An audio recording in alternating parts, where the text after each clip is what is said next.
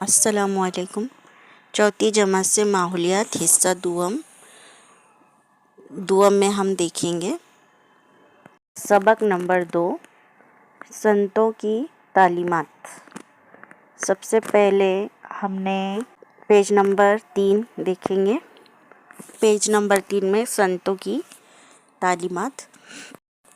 تو بچوں، سب سے پہلے سنتوں کی تعلیمات کیا کے معنی میں بتاتی ہوں۔ سنتوں یعنی سادھو جو رہتے ہیں، ہندو سادھو، اور ان لوگ میں جو سادھو رہتے ہیں ہندو لوگوں میں نیک انسان کو بولتے ہیں سنت۔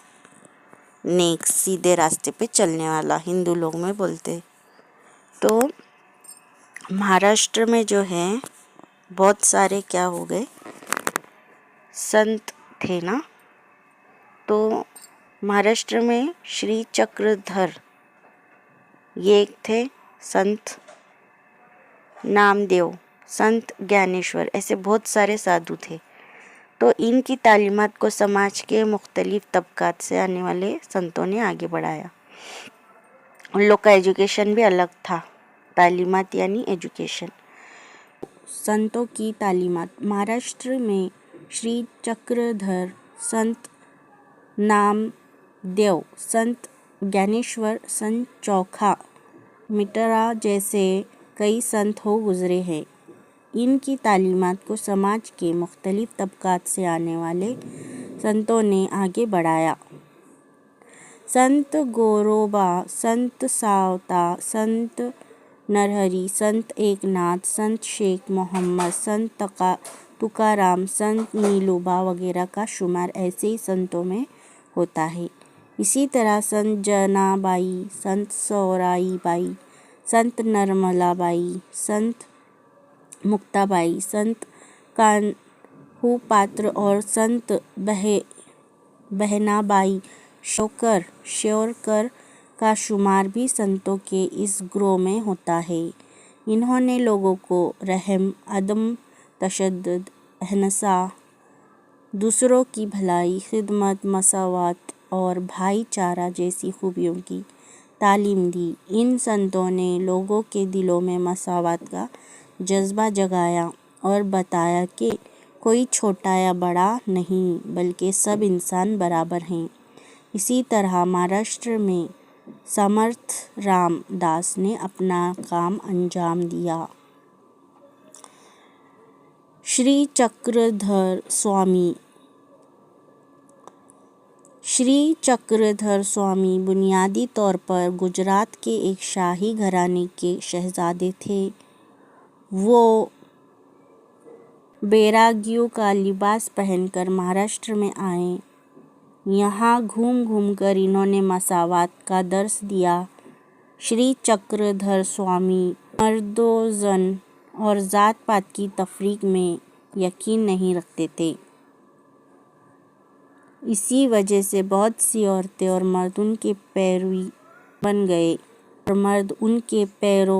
گئے۔ ان کے قائم کردہ فرقے کو مہانوبھاو فرقہ کہا جاتا ہے۔ شری چکردھر سوامی کی لکھی ہوئی یادداشتیں کتابی صورت میں لیلا چریتر میں موجود ہیں۔ سنت نامدیو۔ سنت نامدیو کو وٹھل سے بڑی عقیدت تھی۔ وہ ایک دیہات نرسی کے رہنے والے تھے۔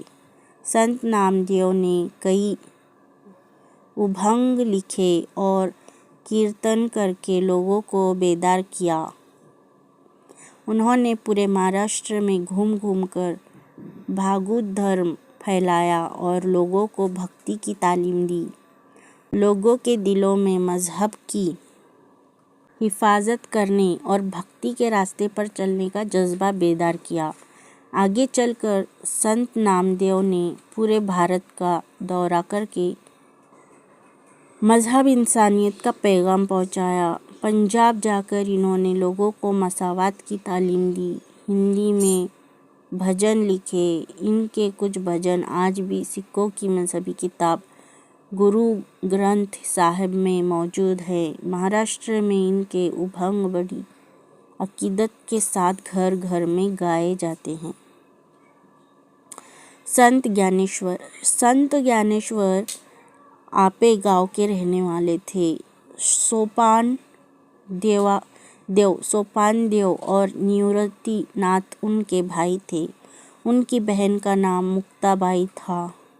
اس وقت کے پرانے خیالات کے لوگ ان بھائی بہنوں کو سنیاسی کی اولاد کے نام سے پکارتے تھے، کیونکہ ان کے والد نے گھر بار چھوڑ کر سنیاس لے لیا تھا، لیکن کچھ عرصے کے بعد وہ اپنے گروہ کی ہدایت پر گھر واپس آ کر عام لوگوں کی طرح زندگی بسر کرنے لگے۔ یہ عمل لوگوں کو پسند نہ آیا۔ سنیاس ترک کرنے کے بعد ان کے گھر 4 بچوں کا جنم ہوا تھا۔ بعض پرانے خیالات کے لوگ ان بچوں کا مذاق اڑاتے تھے اور ان کو برادری سے باہر سمجھتے تھے۔ گیانیشور ایک بار جھولی لٹکائے بھکشا مانگنے نکلے۔ بھکشا کا مطلب ہوتا ہے بھیک مانگنا، لیکن گاؤں والوں نے انہیں برا بھلا کہا اور کسی نے انہیں بھکشا نہیں دی۔ اس سے ان کا دل ٹوٹ گیا اور اپنی جھوپڑی میں واپس آئے اور دروازے بند کر کے غمگین بیٹھ گئے۔ تبھی ان کی بہن مکتا بائی نے جھوپڑی کے دروازے پر دستک دی اور کہا، گیانیشور دروازہ کھولو، رنج اور افسوس سے کام نہیں چلے گا، غمگین بیٹھے رہے تو دنیا کی بھلائی کون کرے گا۔ بہن کی نصیحت نے گیانیشور کی ہمت بڑھائی۔ وہ اپنا دکھ بھول کر لوگوں کی خدمت میں لگ گئے۔ اس وقت غریبوں اور پسماندہ لوگوں کے ساتھ مذہب کے نام پر ناانصافی ہوتی تھی۔ انہوں نے لوگوں کو روز نصیحت کی، ایشور سے عقیدت رکھو، ہر ایک سے اچھا سلوک کرو، دکھیوں کی مدد کرو اور ان کے دکھ دور کرو۔ ان کی نصیحت پچھلے 7 سالوں سے مہاراشٹر کے کونے کونے میں گونج رہی ہے۔ اس زمانے میں مذہبی معلومات سنسکرت کتابوں میں بند تھی۔ عام لوگوں کی بول چال اور کاروبار کی زبان مراٹھی تھی۔ گیانیشور نے مراٹھی زبان میں گیانیشوری جیسی ذہین کتاب لکھی۔ انہوں نے مذہبی علوم کے دروازوں میں لوگوں کے لیے کھول دیے اور انہیں بھائی چارگی اور محبت کی تعلیم دی۔ گیانیشور نے جوانی میں پونا کے قریب آلندی مقام پر زندہ سمادھی لے لی۔ آج بھی لاکھوں لوگ بڑی عقیدت کے ساتھ ہر سال آشاڑھی کارتک کو آلندی پنڈری جاتے ہیں۔ سنت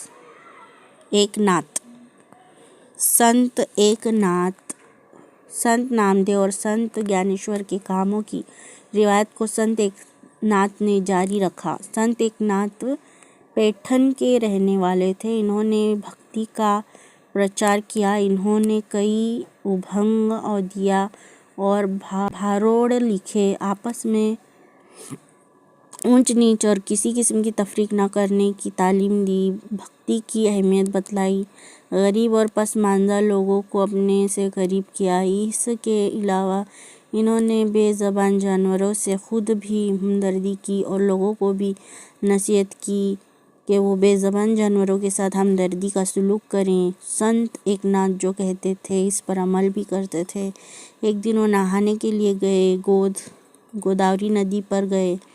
دوپہر کا وقت تھا، دھوپ تیز تھی، ریت تپ رہی تھی۔ انہوں نے دیکھا کہ ندی کی تپتی ریت پر ایک چھوٹا سا بچہ بیٹھا رو رہا ہے۔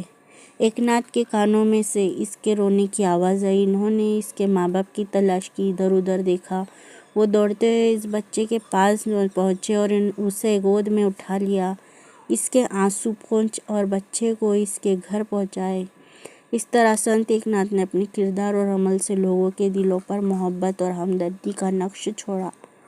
سنت تکارام شیواجی مہاراج کے زمانے میں تکارام اور رام داس سنت ہو گزرے ہیں۔ سنت تکارام پونا کے قریب دیہو گاؤں کے رہنے والے تھے۔ ان کے گھر کھیتی باڑی تھی۔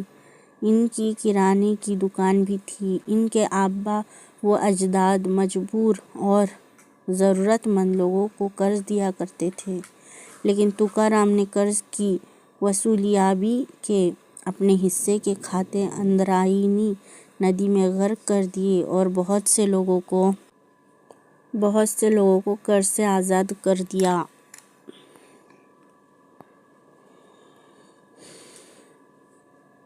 وہ قریب کی پہاڑی پر جا کر وٹھل کے بھجن گاتے اور آشاڑھی کارتک کو پنڈھر پور جاتے تھے۔ وہ کیرتن کرتے، ابھنگ لکھتے اور اسے لوگوں کو سناتے تھے۔ ہزاروں لوگ ان کا کیرتن سنتے آتے تھے۔ شیواجی مہاراج بھی ان کے کیرتن میں شریک ہوا کرتے تھے۔ سنت تکارام لوگوں کو ہمدردی، معافی، شانتی اور مساوات کی تعلیم دیتے تھے۔ وہ کہا کرتے تھے، وہ انسان نیک ہے، بڑا ہے اور فرشتہ صفت ہے جو دکھیوں کو اپنا سمجھے۔ اپنی اس نصیحت کو انہوں نے لوگوں کی دلوں پر نقش کر دیا، ان کے دلوں میں انسانیت کا جذبہ بیدار کیا۔ لوگ تکارام کے جے جے کار کرنے لگے۔ آج بھی مہاراشٹر میں ہر طرف گیان با تکارام کا نعرہ سنائی دیتا ہے۔ گیانیشور ہی کو گیان با کہا جاتا ہے۔ آج بھی تکارام گاتھا گھر گھر میں پڑھی جاتی ہے۔ سمرتھ رام داس۔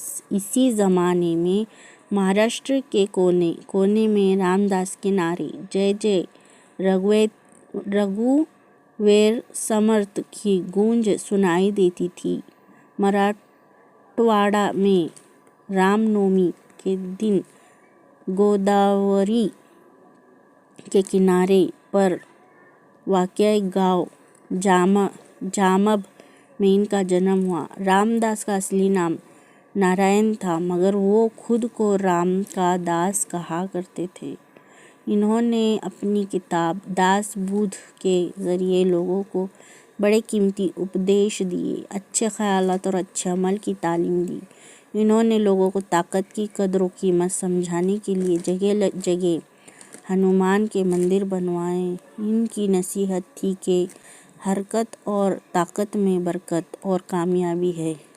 انہوں نے لوگوں کو ناانصافی کے خلاف متحد ہو کر لڑنے کے لیے اکسایا۔ اس سے اس وقت کے لوگوں کو کافی حوصلہ ملا۔